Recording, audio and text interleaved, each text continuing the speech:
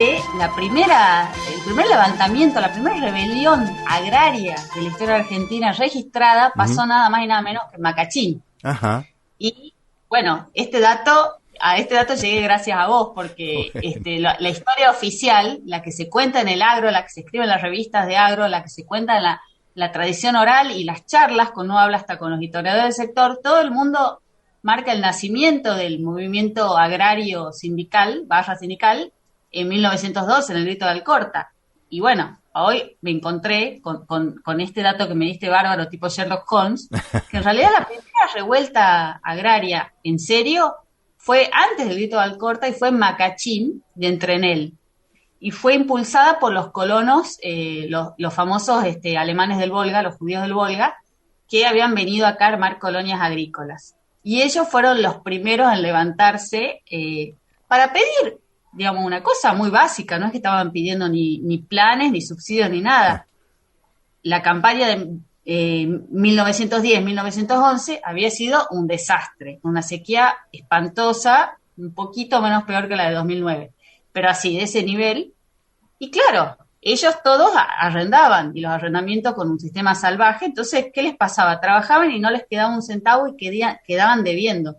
Y eso llega al colmo en este momento, en 1910, y ahí empieza la primera rebelión agraria que para la leyenda popular fue sangrienta y los chacareros querían quemar todo, pero recientemente descubrieron historiadores pampeanos que no, que en realidad eran súper pacíficos los colonos del Volga, que mandaron intermediarios a Buenos Aires, hablaron con diplomáticos rusos para que hablen con el gobierno en Buenos Aires, todo súper orgánico y súper, digamos, respetando los estamentos, y bueno, como sigue pasando por ahí hoy a veces, el Ministerio de Agricultura no les escuchó, y bueno, en el momento ya estaban golpeando las puertas de la Municipalidad de Santa Rosa, pero no es como se dijo en un momento, que había sido una cosa sangrienta y que habían salido a romper edificios ni nada, para nada.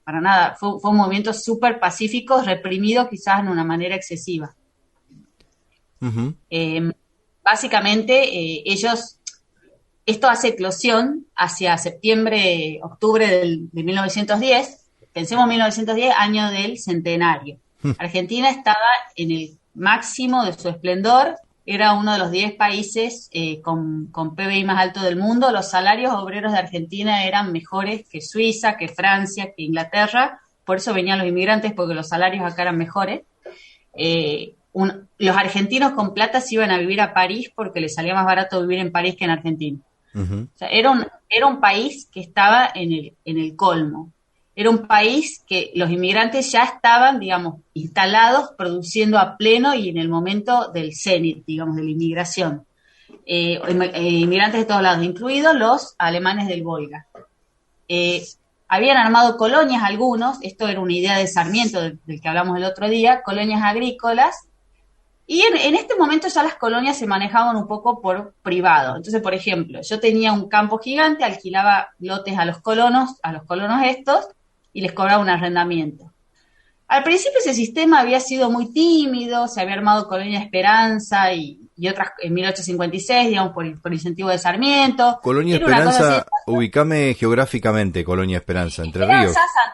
Santa Fe. Esperanza, Santa Fe. Santa Fe. Tenía otro nombre al principio, no me acuerdo, pero la impulsa Sarmiento en 1856 como primer ensayo de colonias agrícolas, porque Sarmiento no soñaba como Alberdi con terratenientes con muchas hectáreas, querían pequeños colonos a la manera de la colonización norteamericana.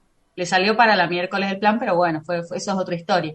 Entonces, al principio las colonias eran muy tímidas, pero en un momento que pasó, se empezaron a manejar un poco más privadamente y, claro, de pronto la mitad de Santa Fe la manejaban colonos. Pero ¿cuál es el problema? O sea, el sistema crecía, había demanda y, por supuesto, como nunca falta, los propietarios se empezaban a aprovechar. Y no había un Estado muy presente, ni un Ministerio de Agricultura grande controlando nada. Entonces, no había ley, por supuesto, de contratos agrarios, nada de lo que tenemos ahora que te impone un número de años mínimo de alquiler. Entonces, era un poco a ojo, la gente alquilaba lo que se le cantaba y subía el alquiler cuando se le cantaba. Entonces, los colonos venían con la sequía, con los números que no les daban, y encima este sistema que los propietarios, digamos, en general, no eran muy sensibles a la situación. Entonces, ¿qué es lo que pasa en 1910? Ellos ya venían laburando a crédito con los comerciantes de Macachín y la zona, porque era toda la zona, Sí. y un día los comerciantes dicen, miren, igual que pasó hace poco en Rosario cuando se cayó una cerealera,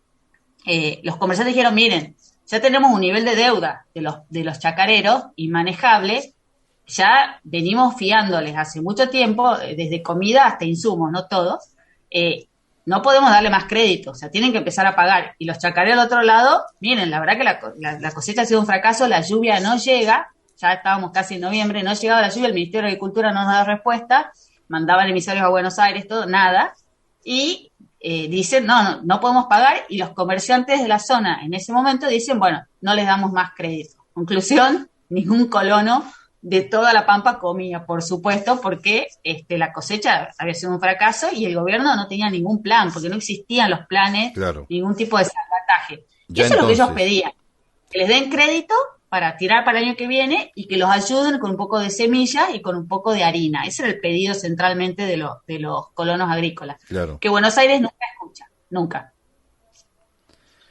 ¿Cómo continúa? Bueno, van los emisarios, vienen, y un día ya los comerciantes dicen no le fiamos más, y ahí la gente va, primero van a la muy precaria municipalidad en ese entonces de Macachín, que era más chico, después van a Santa Rosa, y ya van diciendo, miren, o sea, si nos ponen en esta situación vamos a tener que saquear. Lo dicen, pero eran colonos, no tenían armas, no tenían ningún tipo de estructuras, de nada.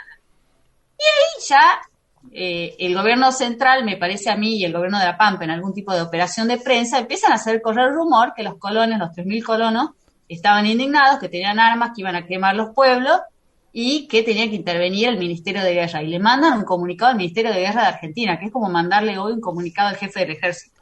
Hay que recordar, Mercedes, me gustaría ahí meter un bocadillo, sí, que la provincia de La Pampa, o sea, La Pampa no era provincia, era territorio nacional. O sea, claro, La Pampa recién es provincia después de los 50, con lo cual estamos hablando de otro manejo respecto a la toma de decisiones. O sea, sí, en un territorio nacional no hay gobernador.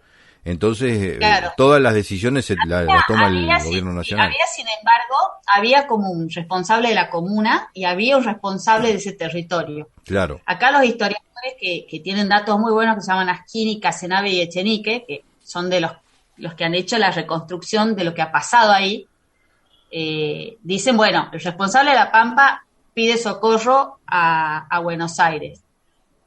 El Ministerio de Agricultura no lo escucha, después cae al Ministerio de Guerra, el Ministerio de Guerra manda infantería, manda caballería y manda un ejército como si esto fuera Vietnam.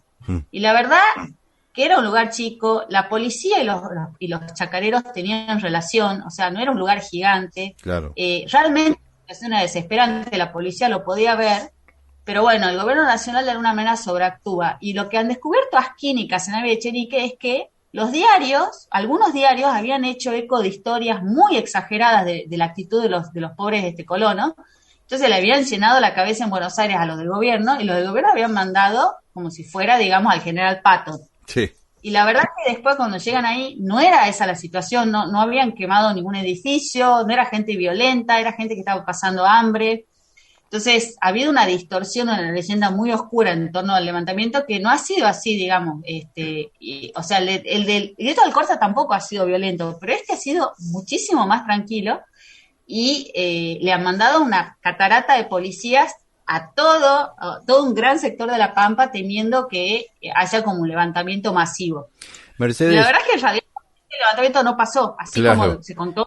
Mercedes, obviamente uno tiene al grito de Alcorta como un hito fundamental porque aparece allí digamos, la agremiación, podríamos decir, de los productores, como lo vemos ahora modernamente, ¿no? De ese levantamiento de Macachín hasta el grito de Alcorta, ¿el proceso es largo? ¿Son muchos años? ¿Cómo es? No, el Macachín es en el 10. Uh-huh. Y produce su resultado, sin violencia, produce el resultado que a la campaña siguiente los dueños de los campos han bajado un poco las pretensiones. No había una ley, no había orden, era todo de palabra, pero la actitud mejoró, empezó a mejorar gradualmente. Obviamente después hicieron una ley apropiada, y eso ya fue después